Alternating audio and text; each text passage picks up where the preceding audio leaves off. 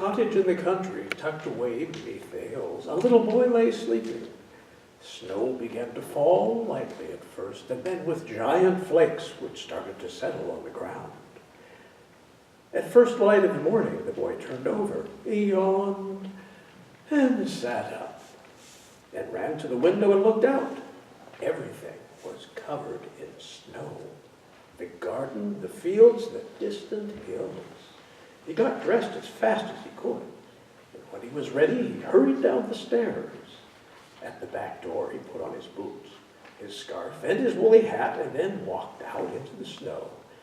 And it was at exactly this moment that he got the idea of building a snowman.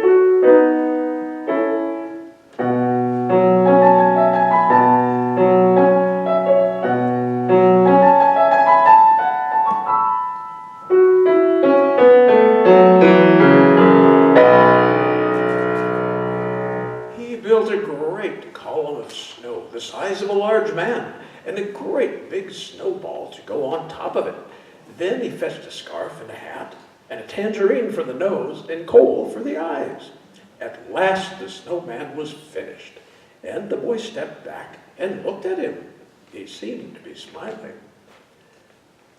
By this time it was getting dark, and the little boy had to go indoors, leaving the snowman standing all alone out in the middle of the garden. It was time to go to bed, and soon the boy was fast asleep. But in the middle of the night, he woke. He got up and tiptoed down the stairs, feeling rather cold, and looked out at the snowman through the glass panels of the front door. Suddenly, while the boy was looking at him, the snowman moved, and he actually started to walk towards the boy. And they shook hands. "Come in," said the boy. "I'd love to," said the snowman. And together they tiptoed into the living room. The snowman thought it was wonderful. In fact, the snowman sat himself down in a comfortable armchair.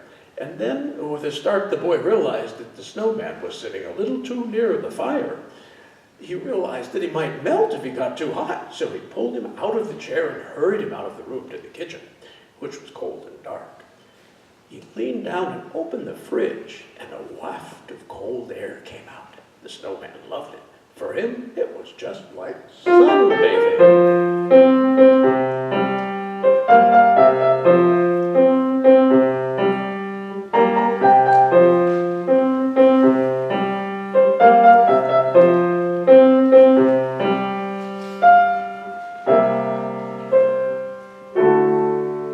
"Let's go upstairs," said the boy, and in the boy's playroom was a music box. They wound it up, and then they danced to the music.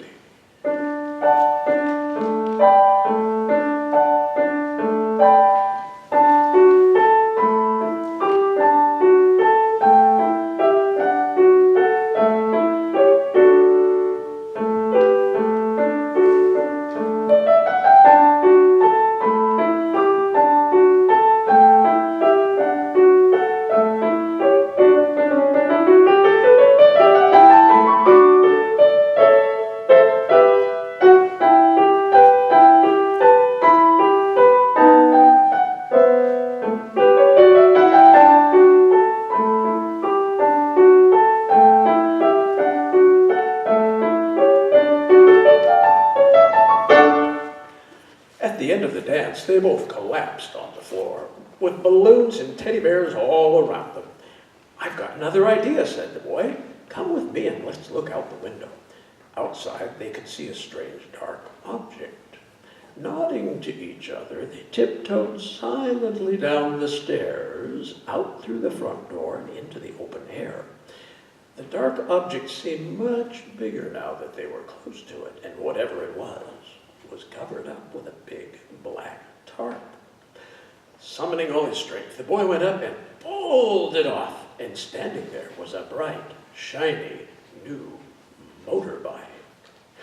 The boy pointed out the controls to the snowman, turned the key in the ignition, turned on the headlight, and suddenly the snowman was on the bike and racing around the garden. For a second he stopped, and the little boy jumped on behind him, and then they were off.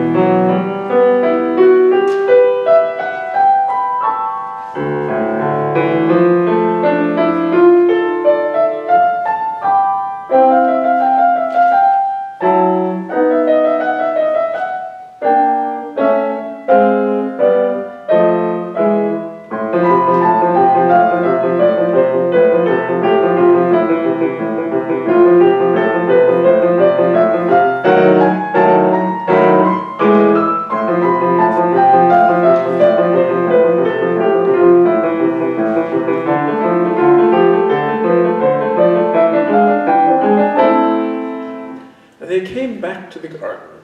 Without warning the snowman, the boy gripped the Without warning, the snowman gripped the boy firmly by the hand and began to run.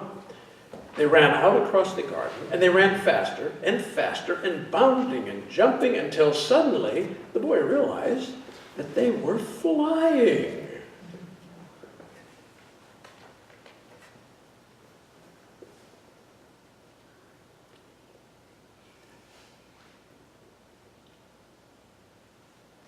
We're walking in the air. We're floating in the moonlit sky. The people far below are sleeping as we fly. On across the world, the villages go by like dreams. The rivers and the hills, the forests and the stream. Children gaze open-mouthed, taken by surprise. Nobody down below believes their eyes. We're surfing in the air. We're swimming in the frozen sky, drifting over icy mountains, floating by.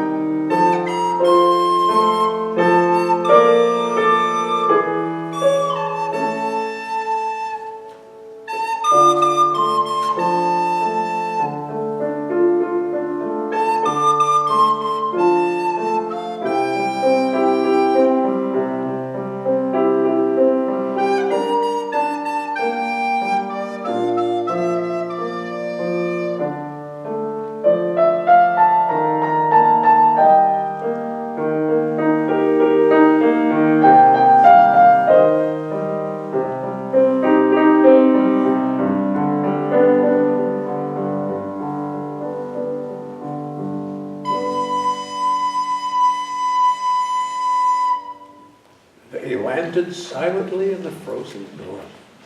All around them was a great forest of pine trees laden with snow. But somewhere ahead, they could hear music and begin to see lights. Why, there at a clearing, a Christmas party was taking place, and all the people at the party were snowmen.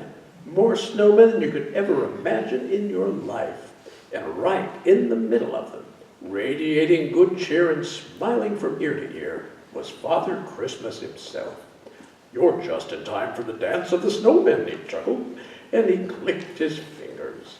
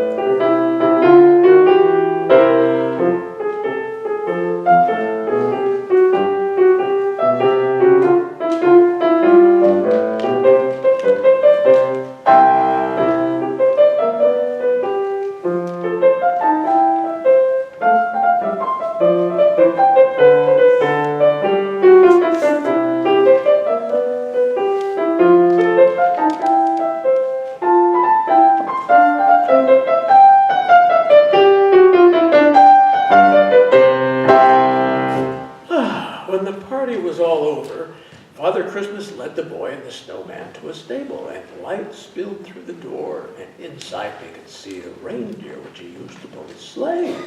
Father Christmas gave the boy a lovely blue scarf as a present, and he put it on.